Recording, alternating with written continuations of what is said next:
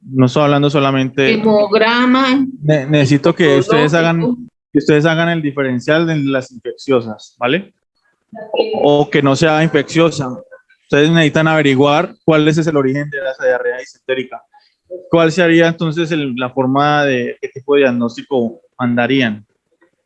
¿Un coproscópico puede ser? Un coproscópico, ¿y qué miraríamos en el coproscópico? Obviamente, ¿qué miraríamos? Coproscópico, ¿qué miraríamos? ¿Qué reporte se le daría, mejor dicho? Presencia de huevos o de formas infectantes, ¿Virus? pollitos o lo que sea. Coproscópico, recuerden entonces que si vamos a hablar de la disentería, pues obviamente van a encontrar eritrocitos en las heces, ¿vale? Pero ¿en cuál de las dos, en cuál de las tres, mejor dicho, para virus, para hongos, para parásitos o para bacterias, para cuál de esos mandamos coprocultivo? Coprocultivo. Para las bacterias. Para las bacterias, muy bien. Muy bien, muy bien. ¿Vale? Ah, ustedes ya. Bueno, entonces, última pregunta. Última pregunta. Alguien que me dé tres características que tienen en general los nemátodos. Que la hembra es más grande que el macho, ¿qué más? Que el macho tiene la cola espiralada. ¿Qué más?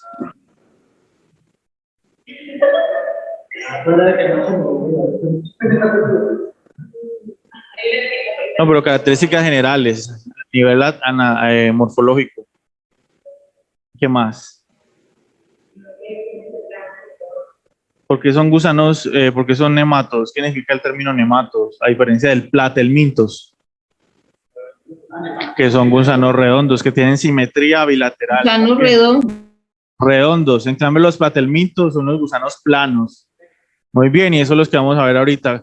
Dentro de los planos vamos a hacer la división en dos grupos, ¿vale? Los tremátodos y los céstodos. El representante de los céstodos, las tenias, ¿vale? El representante de los tremátodos, podemos encontrar las fasciolas hepáticas, por ejemplo, y relacionamos más que todo pues con caracoles, ¿ok? Bueno, entonces, aquí, como seguimos entonces con las parasitosis intestinales, toma otra vez un papel importante lo que es el coprológico. Vemos acá en este caso que los gusanitos van a cambiar de forma, como dice su nombre, planos, porque en este caso vamos a verlos de una forma aplanada. Y dentro de ellos encontramos que las características van a variar un poco en cuanto a la morfología. Resulta que los nemátodos tenían un orificio para comer, bueno, algunos del estado adulto, ¿no?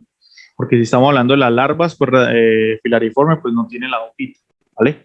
Pero en estado adulto tienen un orificio por donde ellas comen y otro por donde eliminan la comida, ¿vale? En cambio, acá los platelmintos no tienen esa característica. Estos son mucho más parásitos que el resto. ¿Por qué? Porque resulta que no tienen aparato digestivo, ¿vale? Y en el otro caso, nosotros hablábamos del dimorfismo sexual en los nemátodos. En cambio, acá normalmente son hermafroditas. ¿Ok? ¿Qué significa que sean hermafroditas? ¿Perdón? Tienen ambos sexos el mismo. Exacto, individuo. tiene ambos sexos. Muy bien. Lo único que sí tienen súper desarrollado es la parte de la reproducción, el aparato reproductivo, ¿vale? Eso lo tiene como característico. Bueno, entonces vemos que ahí hacemos una comparación de los diferentes elementos que hay, nematos, trematos y cestos. La forma, pues ya sabemos que los nematos son redonditos, parecen una lombriz. Los trematos son planos, parecen una hoja segmentada. Perdón, los cestos son los que parecen la hoja segmentada, en cambio los trematos tienen como un aspecto de esas foliáceo, ¿ya? La reproducción, los nematos es sexual, a excepción de uno de los gusanitos que yo les mencioné, que era partenogénica, que era Strongyloides stercoralis, ¿vale? ¿Se acuerdan? De la hembrita que se quedaba en la tierra durante mucho tiempo y que entonces se volvía partenogénica, se autofecundaba.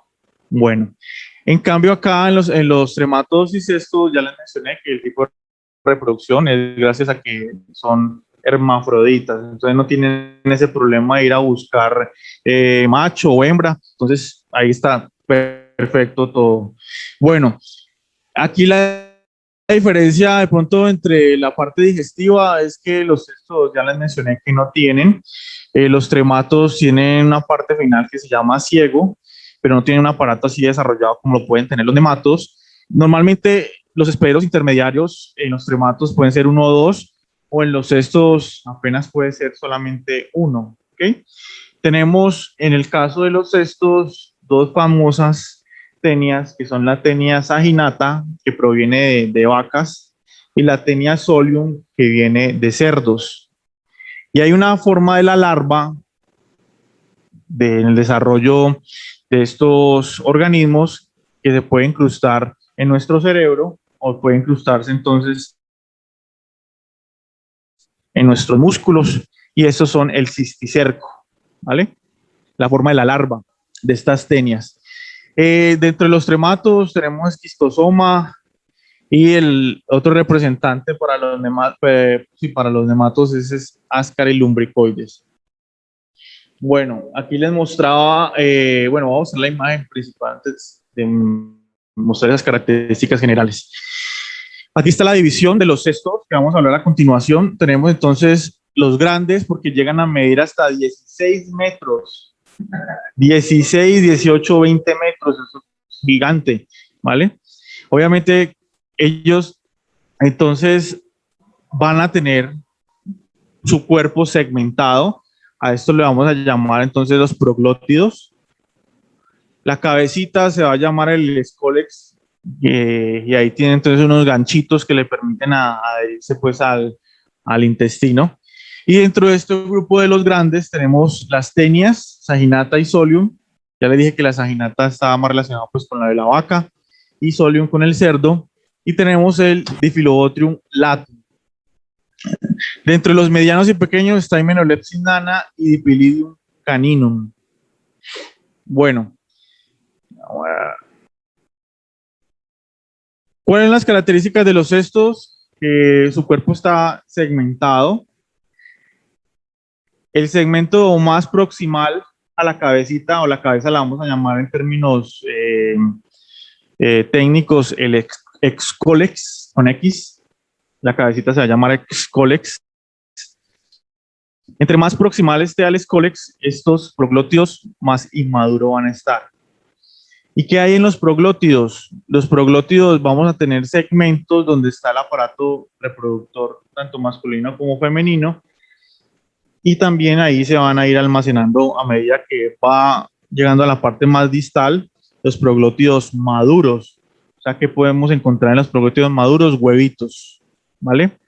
Entonces se da un fenómeno que se llama autofecundación, porque los huevitos salen ya maduros y cuando estas personas normalmente sienten que le está saliendo algo por el ano, terminan entonces viendo el fragmento de los proglótidos y resulta entonces que ese es altamente infectante porque está súper lleno de estos huevitos. Entonces voy a mostrarle por acá la imagen del cesto.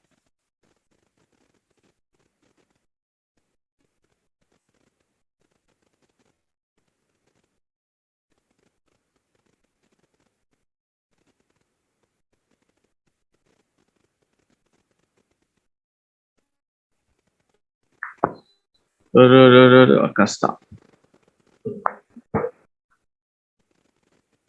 Pues miren, este es como ven, aquí es blanquito y es plano. Y por a ver si vamos a ver si se encuentran por ahí los para visualizar bien el segmento.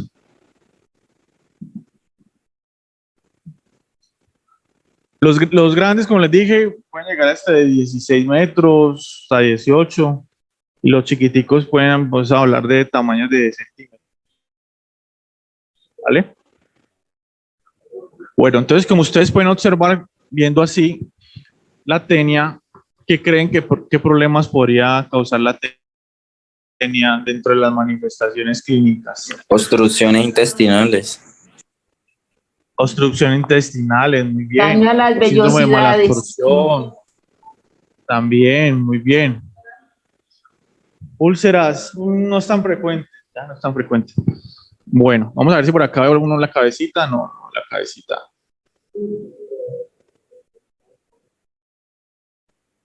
Ah, mira la cabecita acá. Ay, bueno, esa es la cabecita. ¿Sí la están viendo? Esa acá. Mire la cabecita, mire los ganchitos. Los ganchitos ahí arribita, acá arribita. Ah, se mueve. No, no hay otro por ahí de la tenia. Bueno, la vamos a ver de todas maneras en el laboratorio. Ah, miren acá, qué bonita. Así sale. Así sale. Ah, ¿dónde es que está la imagen?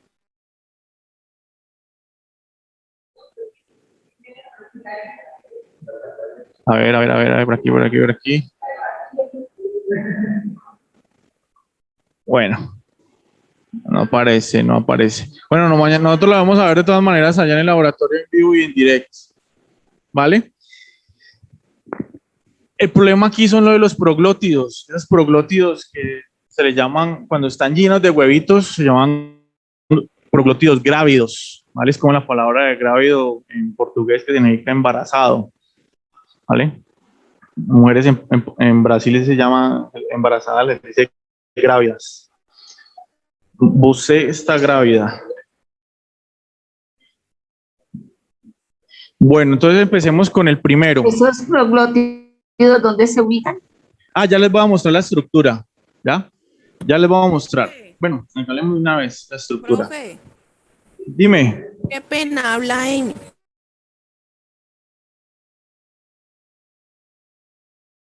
Porque estoy sola Bueno, con mi listo, gracias. Bueno, Bueno, entonces miremos que este es el escólex. Esta es la cabecita. Mire que necesitamos estas ventosas para poder adherirse o estos ganchos, dependiendo si es una tenia soli o no, una tenia saginata, tiene unos estos ganchitos, que se conoce esto como el rostelo. Y aquí están ya los proglótidos. Mire que ya está segmentado. Este se llama proglótido inmaduro. ¿Qué vamos a encontrar en el proglótido? Vamos a encontrar entonces la parte reproductora femenina y la masculina. Aquí mire que por una parte sale el conducto vaginal y por otro sale el conducto masculino espermático. Y aquí hay un acetábulo. En este acetábulo, que es un huequito ahí, se secreta el espermatozoide y pasa entonces por este conducto vaginal hasta generar entonces la fecundación y tener entonces los ovarios llenos de huevitos, y todo esto que está aquí alrededor en blanco se llena de huevos a medida que hablamos de la parte distal. Entonces aquí vemos la parte del escoles a un menor tamaño, a una distancia pues más, una perspectiva diferente. Y aquí este proglótido que está aquí cerquita de la cabeza es un proglótido inmaduro. Y aquí ya en la parte distal ya se encuentran los proglótidos maduros, ¿listo? Que son los que van a ser el problema por tener estos huevitos, ¿vale? Entonces aquí vemos que hay dos especies de estos cestos que ustedes ya han escuchado mucho, la tenia solium y la tenia saginata. Vemos que principalmente se ubican en el yeyuno, se adhieren gracias a las ventosas que tienen o a los ganchitos al intestino, y normalmente es una enfermedad antropozoonótica porque aquí se da principalmente por alimentación también, alimentos contaminados con estos huevos, o usted contacto pues con estos proglótidos, o en otro caso pues que podemos encontrarnos las larvas en los músculos de estos animales, del cerdo o de la vaca, y nos comemos esa carne cruda y nos puede dar entonces cisticercosis, ¿vale? Es por la larva. Perdón, los proglótidos son entonces esos segmentos que tienen. Esos segmentos, cada uno de estos segmentos son proglótidos, y esos, a medida que va pasando las heces, los más maduros se sueltan con mayor facilidad. ¿vale? Entonces terminan yéndose los proglótidos y son los que van saliendo, como les dije, por el ano. Bueno, entonces miren acá, toda esa cantidad de, la colita llena de proglótidos se llama estróbilo, ¿vale? La cabecita se llama escólex y cada uno de esos segmentos es un proglótido, que puede ser inmaduro o puede ser maduro. Entonces aquí lo vamos, eso es lo que nosotros vamos a ver allá en el laboratorio. Vamos a mirar estos segmentos y las estructuras. Y vamos a mirar también pues las teñas que también hay allá. Vamos a ver también, no, esto sí no lo vamos a ver porque creo que no tenemos huevitos heces. No sé si ustedes me van a traer unas heces con alguien con teñas, porque creo que solamente tengo heces con protozoarios tipo amebas, no más. Bueno, normalmente el huevito nos va a ayudar en este proceso diagnóstico también. Sin embargo, si hay presencia pues, de salida del proglótidos, pues obviamente también nos va a ayudar en el diagnóstico. En este caso, los huevitos tienen una corona radiada y tienen una cosa que se llama aquí ganchitos, 3 pares de ganchos, y acá el centro se va a llamar oncosfera, si les preguntan en el parcial de parasitología. Bueno, entonces aquí tenemos nuevamente la estructura, la cabecita, el escólex, el estróbilo, los proglótidos, el huevito, que es la corona radiada, que es esta, los 3 pares de ganchos, y todo esto que está en el centro se llama oncosfera. Bueno, miren aquí la diferencia entre las dos especies de la Taenia solium y la Taenia saginata. Aquí vemos que la Taenia solium se diferencia porque aparecen unos ganchitos en el escólex, en cambio la saginata no, pero ambos tienen ventosas. Y miren el tamaño de los proglótidos. Normalmente de la saginata es más grande, este es el de la vaca, ¿no? Saginata la asocian porfa a la vaca. Y aquí tenemos el Diphyllobotrium, que tiene una cabecita totalmente diferente, ¿vale? Y los segmentos son mucho más amplios. Bueno, entonces acá hay una diferencia en cuanto a tamaño, ¿vale? Y con la presencia pues de los discos que les menciono. Entonces si les sale, bueno, igual esto no lo voy a poner que está muy difícil de pronto. Entonces, de acuerdo al tamaño de esto, podemos decir que es o es Taenia solium de proglótido o hablar de Taenia saginata, ¿vale? El ciclo de vida, aquí tenemos entonces que usted llega y está en contacto pues con los cerditos y resulta entonces que termina usted contaminando sus alimentos y termina ingiriendo ese huevito y ese huevito entonces va a eclosionar en el yeyuno y va a salir entonces la larva y va entonces a ir formando, gracias a las ventosas que tiene, se adhiere al epitelio y termina entonces creciendo hasta tener esta forma madura de los proglótidos que se van a soltar, listo, con los huevos, ¿vale? En este punto, resulta que la pregunta que ustedes deben hacerse es, bueno, ¿y cómo se alimentan? A través de que aquí, como les dije, ellos el sistema digestivo es nulo, por lo tanto la piel para ellos es muy importante porque la piel les sirve como esa membrana, como tenemos nosotros que es semipermeable, ellos también tienen esa piel semipermeable que les permite hacer todo el intercambio de gases, de comida, de todo, de líquidos, bueno, en fin, ¿vale? Bueno, la otra forma es que, como les digo, ustedes consuman carne cruda del cerdito y se ganen entonces un cisticerco. ¿Listo?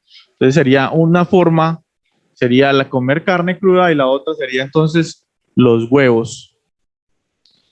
El de la Taenia saginata igual, tenemos entonces contacto con estos proglótidos o con los huevitos y nuestra comida está infectada, terminamos desarrollando entonces, en este caso, la tenia, y la tenia nos va a tener por soltar dos formas infectantes que pueden ser los proglótidos o pueden ser los huevos. ¿Listo? Bueno, y si no, la otra forma es la carne cruda de vaquita, que también nos va a dar entonces este tipo de cisticerco que lo observan acá en la carne. Si ustedes ven en la carne, una carne con estos bulticos, por favor, desechen esa carne, ¿vale?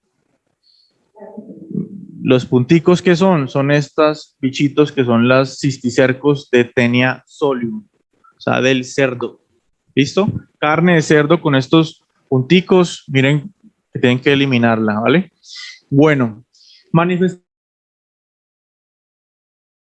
clínicas, como les mencionaba acá a los compañeros, normalmente depende de la cantidad, al igual que el ascaris, depende de la cantidad de parásitos que haya, puede generar obstrucciones intestinales, pueden generar entonces mala absorción, cólicos, náuseas, bueno.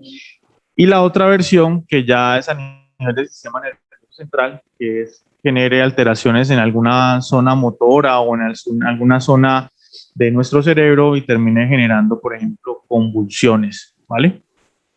O alteraciones de los estados también de la conciencia. Obviamente, cuando sale el proglótido por la región anal, pues entonces va a sentir el prurito y va a sentir como algo pegajosito que va saliendo, porque normalmente aquí eso no pasa desapercibido, ¿ya? Porque cuando sale el proglótido, la persona pues de inmediato se da cuenta de la salida de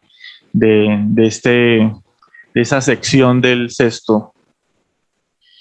Esta ya sabemos que se adquiere por la ingesta de los huevos o el autofecundarse con leproglótidos. Ya sabemos entonces que los cerdos en este caso sufren de coprofagia, entonces por eso ellos mantienen autoinoculándose, ¿vale? Siendo una de las infecciones de los cestos, pues las más frecuentes, pero en comparación con el resto del mintos, son poco frecuentes en la actualidad. Aquí la idea es del diagnóstico, pues obviamente el coprológico, o simplemente si nos aparece, somos de buenas, nos aparecen los proglótidos, de inmediato damos con que son tenias, ¿vale? También se puede utilizar los serológicas, pruebas serológicas o la PCR, pero normalmente el paciente que les consulta a ustedes es simplemente porque fue al baño y se encontró eso. Normalmente eso es lo más frecuente que les va a pasar. Me acuerdo pues en el hospital que llegaron y nos trajeron el bichito. Ay, vea, que es que esto me salió del ano, que será lo que tengo. Pero no, usted tiene un cesto en cestos. Bueno, aquí a estos gusanitos también se les aplica, como vamos ahorita a ver, dentro de los antiparasitarios. Entonces, importante hacerle una parálisis al gusanito para que en este caso no se pueda reproducir y aparte de eso, pues tampoco pueda alimentarse y pueda morir entonces por inanición. Y esto lo podemos hacer con los albendazoles, por ejemplo, mebendazol, o puedo utilizar también praziquantel o niclosamida, ¿vale? Sin embargo, pues no menores de 2 años en embarazo no se recomienda dar el albendazol. Ya nada van a ver entonces que el albendazol va a ser importantísimo cuando hablemos de los microtúbulos. ¿Vale? Bueno, este es el primer caso clínico. Mujer de 13 años, española caucásica, que elimina desde hace 5 días parásitos en la ropa interior y en heces. Son gusanos blancos, planos, inmóviles. En la analítica sanguínea destaca una eosinofilia del 9,6%, lo normal es hasta 3%. Es asintomática, sin clínica abdominal, ni pérdida de peso, exploración física anodina. Se remite la muestra al laboratorio de microbiología de referencia, confirmándose por visión directa, transmisión con tinta china y reacción en cadena de polimerasa directa para Taenia saginata, ¿vale? Tras el resultado se le indicó tratamiento con praziquantel por vía oral en dosis única sin presentar efectos secundarios, y a los 3 meses se realiza el examen de heces en 3 muestras, no visualizándose de nuevo proglótidos de Taenia, ¿vale? Bueno, entonces ahí vemos la Taenia saginata. Entonces, ¿la Taenia saginata de cuál organismo es? ¿De dónde viene? ¿Cuál es el origen? De la vaca. De la vaca. Muy bien. Y la solium del cerdo. Eso, muy bien. Bueno, acá otro.